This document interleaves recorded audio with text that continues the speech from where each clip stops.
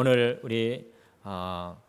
우리 남자 권사님들 특송을 하시면서 노란색 이 나비 넥타이를 매시는 것을 보고 참 아름답다, 또 다른 말로는 참 어떤 분들은 귀엽다라고 하실 수도 있는데, 하나님 보실 때 얼마나 아름다우신지 모르겠습니다. 빨주노초 파란부호에 나비 넥타이가 있다고 하는데 바뀌는 나비 넥타이 색깔과 우리 새롭게 온 권사님들과 더불어서 이렇게 멋있는 찬양이 매월 마지막에 하나님 앞에 올려드린다고 생각하니까 참 감동이 됩니다.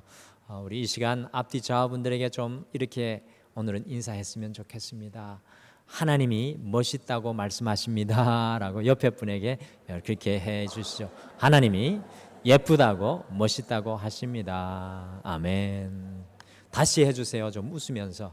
우리가 살면서 정말 열등감이 많잖아요. 오늘 옆에 분 얼굴을 바라보면서 하나님께서 멋있다고 하십니다. 다시 한번 인사해 주시죠. 하나님께서 멋있다고 하십니다. 아멘. 신앙은 우리를 아름답게 가꾸는 겁니다. 정말 아름답게 서로를 가꿀 수 있어서 감사합니다. 이 성경을 읽으며 아브라함을 비롯한 우리 믿음의 선배들의 삶 속에 광야와 사막이 있었다는 것을 우리가 발견하게 됩니다. 믿음의 선배들은 광야와 사막을 건너가는 믿음의 영웅들이었죠. 그러면서 현대를 살아가는 우리의 삶을 가만히 돌아보면은 여러분과 제가 살아가는 이 삶도 역시 우리의 앞서갔던 믿음의 선배들의 삶과 다름없이 광야와 사막을 건너가는 삶이라는 것을 고백할 수밖에 없습니다. 이집트를 탈출하여 광야 사막을 40년 동안 걸었던 모세와 여러분들 이스라엘 백성들을 한번 머릿속에 오늘 이 시간 뜨거운 여름 속으로 들어가고 있는데 한번 떠올려 보십시오. 사진과 더불어 한번 광야에 있는 이 이스라엘 백성들을 한번 떠올려 보실까요? 광야 사막에서 이스라엘 백성들에게 만일 구름 기둥과 불 기둥이 없었다면 어떻게 그곳에서 여러분들 살아갈 수 있었겠습니까? 하나님께서 보내주신 불 기둥과 구름 기둥이 없었다면 저 광야에서 과연 그들이 어떻게 살아갈 수 있었을까요? 광야 사막에서 이스라엘 백성들에게 만일 하나님의 생수가 터져 나오지 않았다면 어떻게 그들의 인생의 타는 목마름을 채울 수 있었겠습니까? 광야 사막에서 이스라엘 백성들에게 만일 만나와 메추라기 하나님이 주시는 영적인 양식이 제공되지 않았다면 어떻게 생존할 수 있었겠습니까? 광야 사막의 삶 속에서는 하나님의 은혜 없이는 살 수가 없습니다. 여러분과 제가 살아가는 이 광야 사막의 삶 속에서는 하나님의 은혜 없이는 살 수가 없습니다. 제가 설교 말씀을 어제 준비하다가 인터넷 뉴스를 보게 되었는데 우리 유명한 그 연예인 중에 한 분, 우리 고 전미선 씨가 죽었다는 뉴스가 나왔습니다. 여러분들도 보셨을 텐데 상당히 연기자로 뛰어난 연기를 하는 분이고 왕성하게 활동하는 그런 분이신데 갑자기 그 생명을 스스로 내려놓았다는 소식을 들으면서 정말 광야 같은 삶 속에 우리가 하나님의 은혜 없이는 정말 살 수가 없겠구나라는 그런 생각을 하게 됩니다. 그래서 정말 이 땅은 하나님의 은혜가 있어야 되겠구나라는 더욱 깨달음의 역사가 있는 것 같습니다. 여러분들, 우리의 삶이 왜 이렇게 건조하고 메말라 있는 걸까요? 왜 우리의 삶이 갈 길을 잃어버리고 방향을 잃어버린 것입니까? 왜 우리의 삶에 기쁨이 없고 평안이 없고 소망이 넘쳐나지 않는 것입니까? 이 하나님의 은혜를 누리지 못하는 광야 사망의 인생길은 메마름과 갈증과 고통과 아픔과 좌절 그 자체입니다. 여러분, 하나님의 은혜가 없는, 하나님이 나와 함께하지 않는 인생을 살아간다면 우리 인생은 그저 메마른 사막 광야 그 자체입니다. 광야 사막을 걸었던 이스라엘 백성들이 종려나무 70그루와 12개의 오아시스가 있었던 풍요로운 엘림의 오아시스를 경험한 것처럼 이 광야 사막을 살아가는 우리의 삶에 하나님의 은혜를 경험할 수 있다면 바로 그것이 광야 사막 속에서의 오아시스를 만난 기쁨일 것입니다. 여러분들, 광야 사막과 같은 세상 속에서 우리가 어떻게 하면 이 오아시스를 만나는 경험, 영적인 오아시스의 은혜를 누리며 살 수 있겠습니까? 여러분들, 이 광야 같은 사막과 같은 인생 속에서 영적인 오아시스를 경험하고 살아가게 하는 것이 바로 예배입니다. 오늘 여러분들 이 예배 가운데 나오셨는데 일주일 한 주 나오는 이 예배는 여러분과 저에게 영적인 오아시스인 줄 믿으시길 바랍니다. 우리의 인생이 메말라지고 우리의 인생이 피폐해지고 우리의 인생이 강팍해질 때 하나님께서는 이 오아시스로 이 예배 가운데 우리를 부르시는 것입니다. 오늘 내 삶의 나침판 예수 그리스도, 우리가 26번째 시간을 함께 걸어가며 나눌 말씀은 예배자의 길입니다. 우리가 예배자로서 예배자의 길을 어떻게 걸어갈까? 과연 우리가 어떻게 광야 사막과 같은 삶 속에 영적인 오아시스인 예배의 은혜를 누리는 삶의 길을 걸어갈 수 있겠습니까? 우리가 어떻게 주님의 오아시스를 누릴 수 있겠습니까? 첫째, 이 예배자의 길은 완전히 죽는 제사를 드리는 것입니다. 이 예배자의 길은 완전히 죽는 제사를 드리는 것입니다. 구약 성경의 레위기 말씀은 구약의 제사 방법을 자세히 소개하고 있습니다. 레위기에 나오는 구약의 제사들은 번제, 소제, 화목제, 속죄제, 속건제 이 5가지가 있는데 그 중에 가장 기본적이면서도 공통적인 제사가 번제였습니다. 특별히 레위기 1장 5절에서 9절 말씀 속에 있는 그 번제, 이 번제에 대해서 그 말씀 속에 아주 자세하게 우리에게 묘사를 하고 있는데, 주님 앞에 예배드리는, 하나님 앞에 예배드리는 그 제물이 짐승일 경우에 첫 번째 그 짐승을 죽여서 피를 완전히 쏟게 하였고요, 둘째 가죽을 벗기게 하였고, 셋째 각을 뜨고요, 넷째 그 각을 뜬 모든 제물의 덩어리를 불 위에 올려놓고 전부 그것을 다 불태우라고 명령하였습니다. 레위기 1장 9절 말씀 한번 같이 읽어보실까요? 레위기 1장 9절 말씀 같이 한번 읽겠습니다. 레위기 1장 9절 말씀 같이 읽겠습니다. 시작. 그 내장과 정강이를 물로 씻을 것이요 제사장은 그 전부를 제단 위에서 불살라 번제를 드릴지니 이는 화제라 여호와께 향기로운 냄새니라. 아멘. 그 전부를 제단 위에서 불살으라고 말씀합니다. 이 번제가 우리에게 전해주는 강렬한 메시지가 있습니다. 오늘 이 예배를 통해 우리가 들어야 될 메시지가 바로 이 번제에 숨어 있습니다. 그것은 비록 제물의 피를 다 쏟고 가죽을 벗기고 각을 떴음에도 불구하고 진정한 제사인 온전한 제물이 되기 위해서는 전부를 불살라야 한다는 것을 보여줍니다. 여러분들, 번제가 우리에게 보여주는 예배는 완전히 죽는 제사입니다. 번제물이 완전히 전소될 때 여호와께 향기로운 제물이 된다는 것을 오늘 말씀하고 있는 것입니다. 사도 바울은 로마서 12장 1절에서 믿는 성도를 향하여 다음과 같이 선포하였습니다. 우리 오늘 본문 말씀 다시 한번 읽어볼까요? 로마서 12장 1절 말씀입니다. 로마서 12장 1절 다시 한번 읽겠습니다. 시작.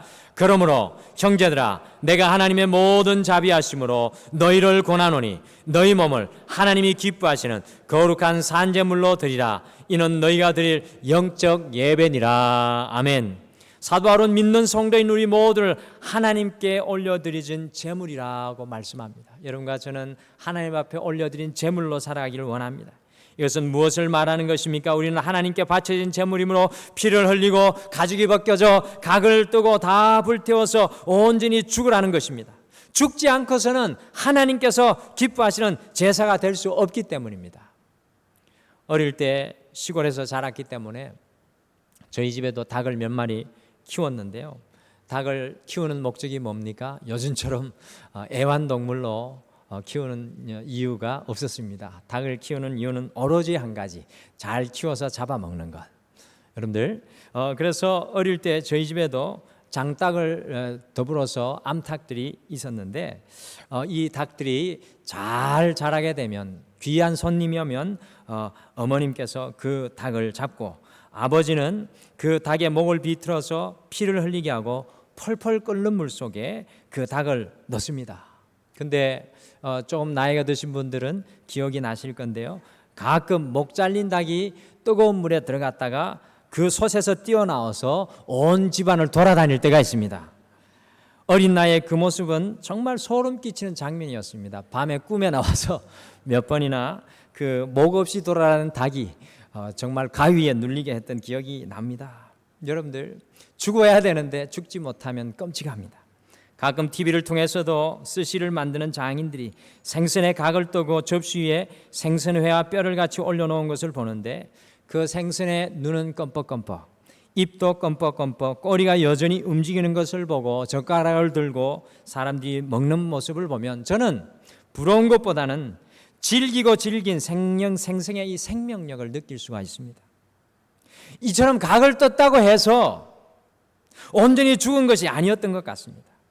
그래서 하나님께서는요, 피를 흘리고 난 뒤에도, 각을 뜬 뒤에도 다시 불에 태우라고 하시는 것 같습니다. 완전히 죽게 하기 위해서 말입니다. 사랑하는 성도 여러분, 어떻게 하면 우리의 삶 속에 그리스도의 마음이 우리에게 들어올 수 있을까요? 어떻게 하면 주님께서 우리 안에 살아 역사하실 수가 있을까요? 어떻게 하면 오늘 이 예배 속에 주님께서 내 인생을 붙잡는 통치력, 오늘 우리 성가대가 주님 다스려 주시옵소서라고 찬양했는데 주님이 다스리는 인생이 될 수 있을까요? 여러분들, 그 방법은 오직 하나입니다. 내 의지와 내 생각을 비우는 것입니다. 즉 나를 철저히 예배를 통해 죽일 때 비로소 우리 안에 그리스도 예수께서 들어오실 수 있다는 것입니다. 내가 완전히 죽는 예배를 경험하게 될 때 비로소 우리 안에 그리스도 예수께서 들어오실 수 있는 것입니다. 늘 기억하십시오. 한 주마다 예배드리는 이 예배는 우리가 펄펄 끓는 물에 들어가는 마치 닭처럼 우리도 주님 앞에 우리의 연약함이 깨뜨려지고 우리가 죽는 날인 줄 아시길 바랍니다. 오늘 세례 요한이 뭐라고 고백했습니까? 세례 요한이 뭐라고 고백했습니까? 주님 앞에 이렇게 고백합니다. 주님을 만나고 나는 새하여지고 주님은 흥하여지리라. 영어로 이렇게 말씀할 수 있겠죠. Maximizing Jesus Christ, minimizing myself. 나는 쇠하여지고 주님께서만 내 안에 흥하여 주시옵소서. 예배는 다른 것이 아닙니다. 내 안에 복잡하고 내 안에 불편하고 내 안에 염려되는 그 모든 것이 주님 앞에 다 죽어지고 내 안에 우리 주 예수께서 살아나고 주님께서 내 안에 통치하는 역사가 예배의 역사인 줄 믿으시길 바랍니다. 그것은 바로 우리가 죽을 때 일어나는 것입니다.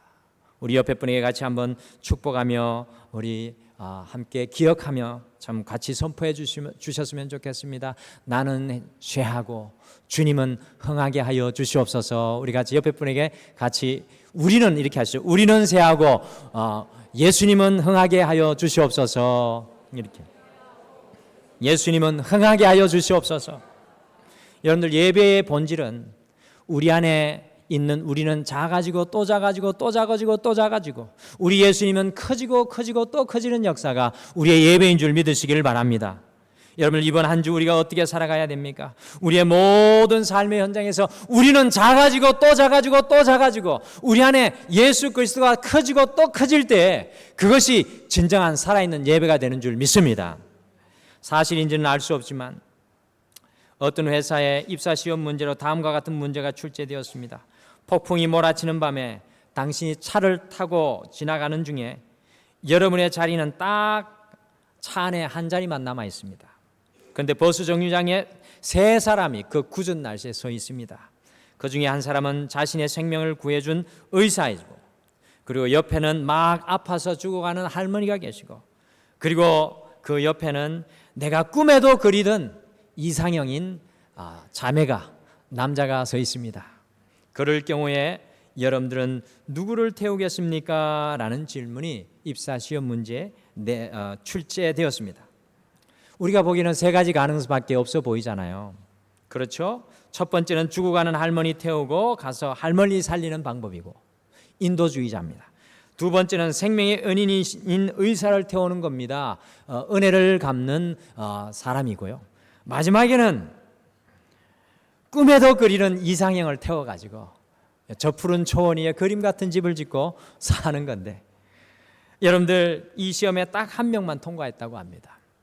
그 사람은 다음과 같은 놀라운 해답을 했다고 합니다. 자기가 타고 있던 차에서 내려서 그 키를 의사에게 주어 의사가 그 할머니를 모셔가게 하고 자신은 버스 정류장에 내려서 자신의 이상형인 여인과 비를 맞으며 다른 차를 기다리겠다는 것입니다.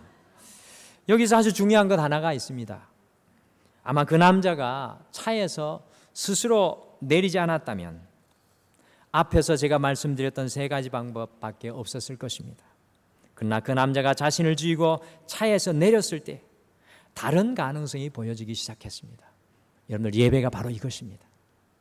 매주일 예배 때마다 주님 앞에 나와서 여러분들이 몰고 가던 차에서 여러분들은 내리시고 주님 어서 타시옵소서, 주님께서 내 인생을 운행하여 주시옵소서라는 것이 바로 우리의 예배인 줄 믿으시길 바랍니다.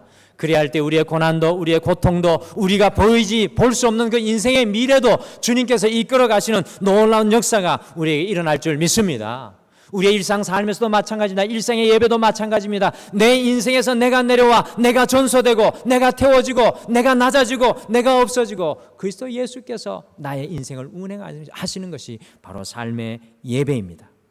사랑하는 성도 여러분, 우리가 진정으로 주님을 경험하는 예배자의 삶을 걸어가기 위해서는 내가 온전히 죽는 예배를 드려야 하는 것입니다. 이 주일 예배뿐만 아니라 돌아오는 한 주에는 우리가 예배자의 길을 걸어가면서 다른 어떤 것보다도 나는 쇠하여지고 minimizing myself, 그러나 주님은 우리 인생에 흥하여지는 maximizing Jesus Christ, 그와 같은 역사가 여러분의 고난의 삶 가운데서도 여러분의 인생 가운데서 일어나시기를 간절히 축복합니다. 둘째, 예배자의 길은 목마른 사슴과 같은 간절함으로 나아가는 것입니다. 예배자의 길은 목마른 사슴과 같은 간절함으로 나아가는 것입니다. 시편 42편 1절 말씀, 시편 42편 1절을 같이 우리 읽겠습니다. 화면에 있습니다. 다 같이 읽겠습니다. 시작. 하나님이여, 사슴이 시냇물을 찾기에 갈급함같이 내 영혼이 주를 찾기에 갈급하나이다. 아멘. 여러분들이 잘 아시다시피 중동 사막을 건너면서 무역을 하였던 사람들, 영어로는 캐러반이라고 합니다. 캐러반. 그거를 우리나라 영국 용어인데 그냥 캠핑카를 캐러반이라고 하는데, 그 캐러반의 유래는 그 중동의 대상인들을 일컫는 말입니다. 여러분들, 중동의 대상인들이 광야 사막을 지나갈 때 항상 물을 찾을 수 있는 것이 아닙니다. 물이 그들에게 제일 큰 관건이기 때문에 그 대상인들은 광야 사막을 지나갈 때마다 사슴을 데리고 간다고 합니다.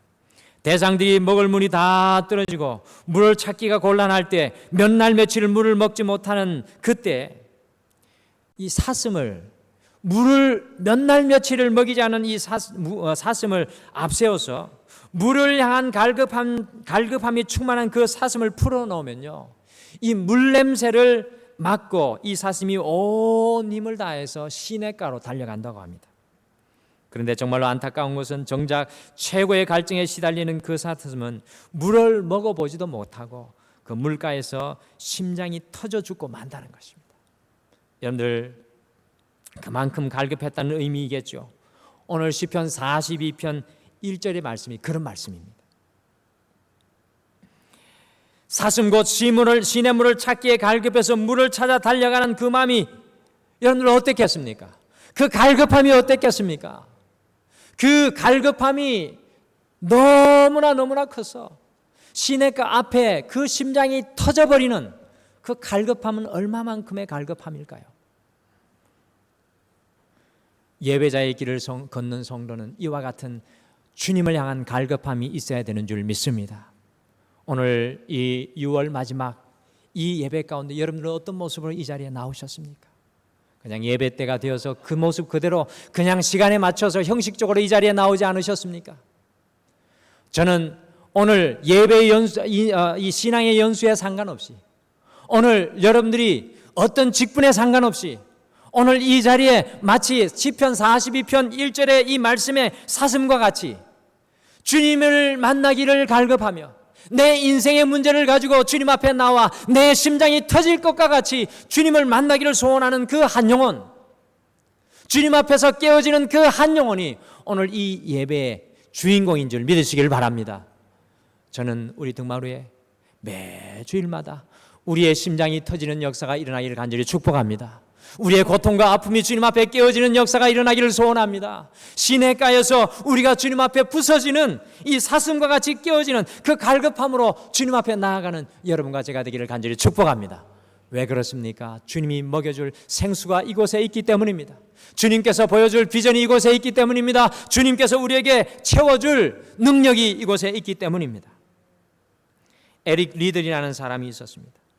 불의 전차라는 영화를 통해 잘 알려진 사람인데요. 1924년 제8회 파리 올림픽 때 금메달을 딴 사람이었습니다. 1차 세계대전 이후에 나라들이 많이 힘들어할 때 에릭 리들은 영국의 영웅이었습니다. 그는 100m에서 금메달이 유력시되는 후보였습니다. 그런데 경기 스케줄에 따르면 주일날에 경기가 치루어진다는 이야기를 듣고 에릭 리들은 한마디로 이렇게 말했습니다. 저는 주일에 뛰지 않겠습니다. 이것이 중요한 논란거리가 되어서 영국 뉴스 미디어 매체가요, 당신은 너무 이기적이고 배타지고 율법적인 것이 아닙니까? 나라를 위해서 뛰는 그 일이 주일하고 뛰지 않는다면 이것은 어떻게 되는 것인가? 라고 언론들이 에릭 리들을 비판을 했습니다. 일량 영웅에서 에릭 리들은 배신자, 옹졸한 사람이 되어버리고 말았습니다. 사람들은 에릭 리들이 주일날 뛰지 않는다는 것을 율법적으로 생각하고 욕을 하였는데, 에릭 리들에게 있어서는 주일날 뛰지 않는다는 것은 율법적인 것이 아니었습니다. 그는 주일날 뛰지 않는 이유가 주일을 지켜야 한다는 강박이 아니라 그 주일에 대한 갈급함, 그 주일에 대한 갈급함, 나에게 100m 금메달보다 더 중요한 이 주일에 대한 그 갈급함, 저는 주일날 뛰지 않겠습니다 라는 그 고백이 그와 같은 갈급함에서 나왔다는 것입니다. 율법이 아닌 신앙의 문제였습니다. 그리고 에릭 리드는 생각지도 못하고 준비하지 않았던 400m 경주에 출전하게 되었습니다. 그런데 놀랍게도 앞으로 수십 년 동안 깨어지지 아니할 47초 6이라는 세계 신기록으로 우승을 하였습니다. 사람들이 깜짝 놀랐습니다. 기자들이 에릭 리들에게 400m에서 우승하게 된 비결이 무엇이냐라고 물었을 때 그는 이렇게 대답했습니다. 1200m까지는 최선을 다하였고 그 다음 200m는 하나님의 도우심이었습니다. 그리고 아내에게 이렇게 고백했습니다. 만일 100m를 포기하지 않았다면 400m가 나의 진정한 종목임을 발견하지 못했을 거야. 내가 100m를 주일에 달리지 않고 금메달을 포기한 것은 하나님을 향한 예배의 간절함이었어. 에릭 리들의 하나님을 향한 예배의 간절함은 올림픽 100m의 우승의 금메달보다 더욱 큰 것이었습니다.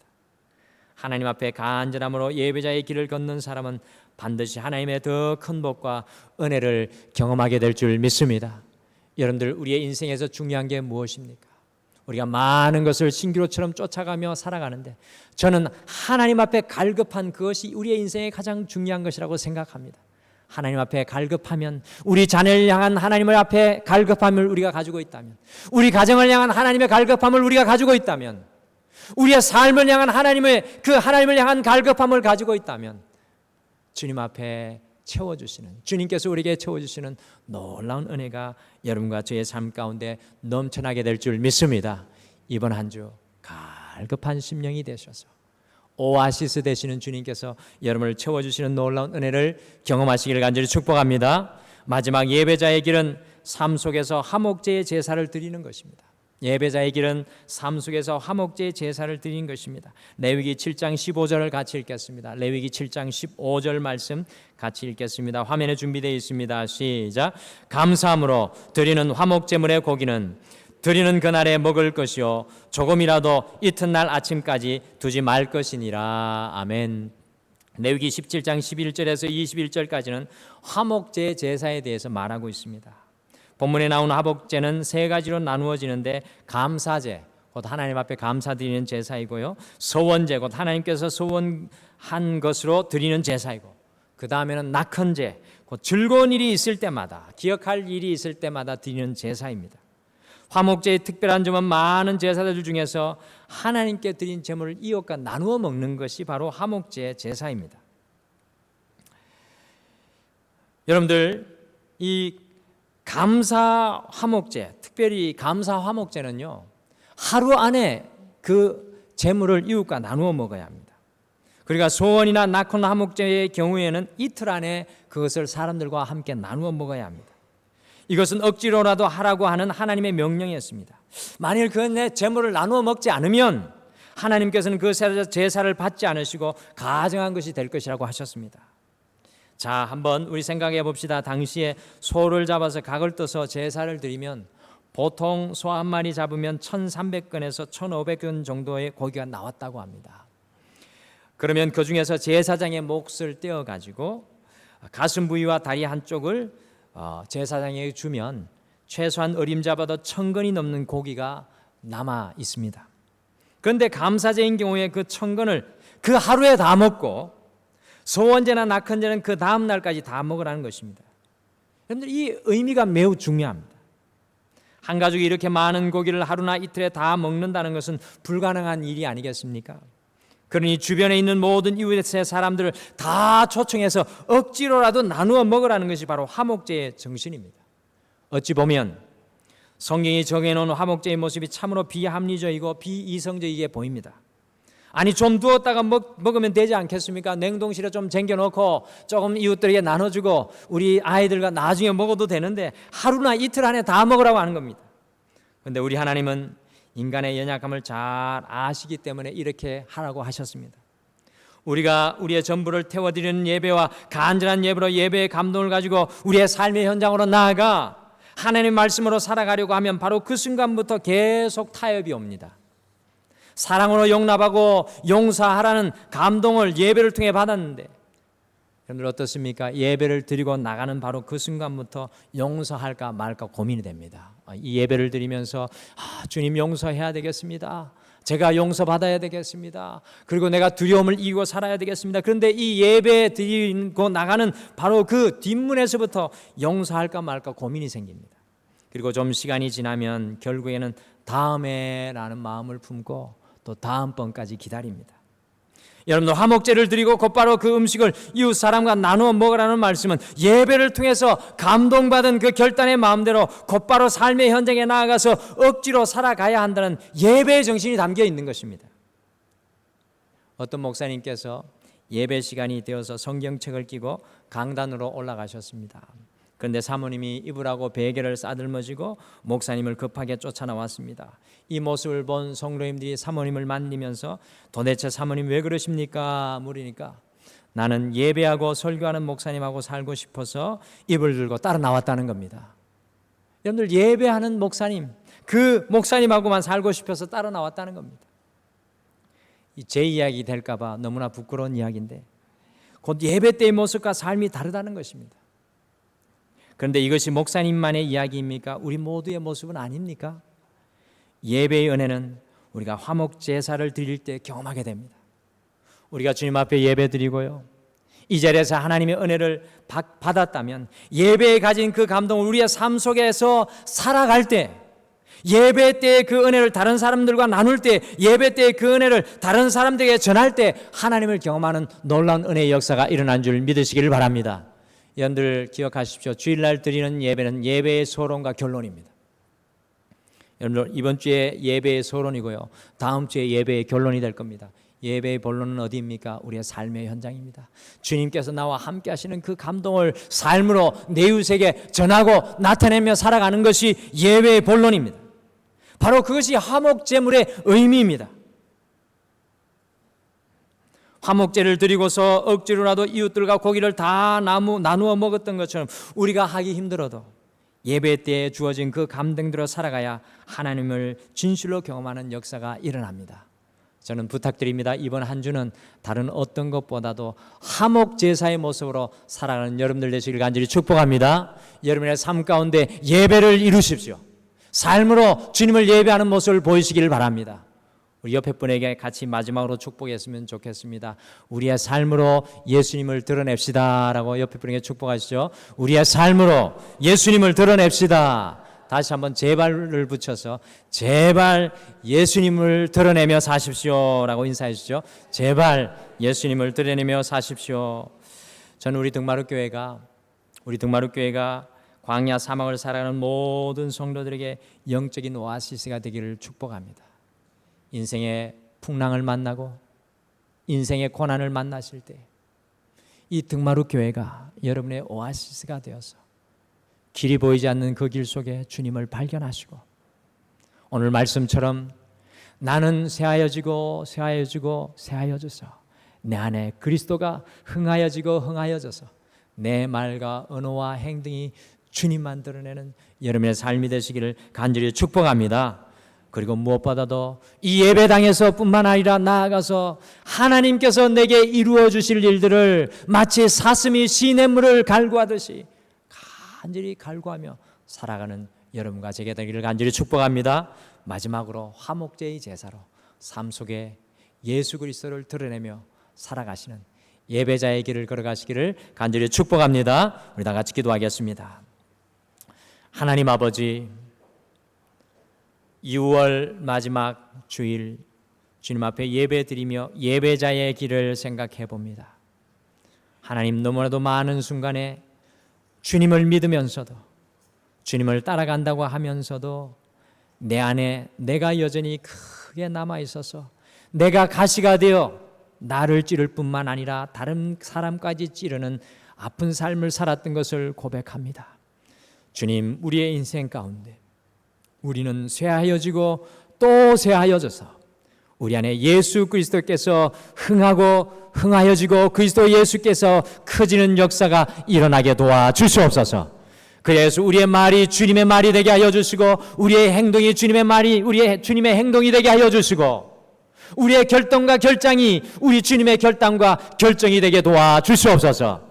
주님, 이번 한 주 주님을 간절히 갈망하게 도와주시옵소서. 우리의 인생의 문제 속에 주님을 갈망합니다.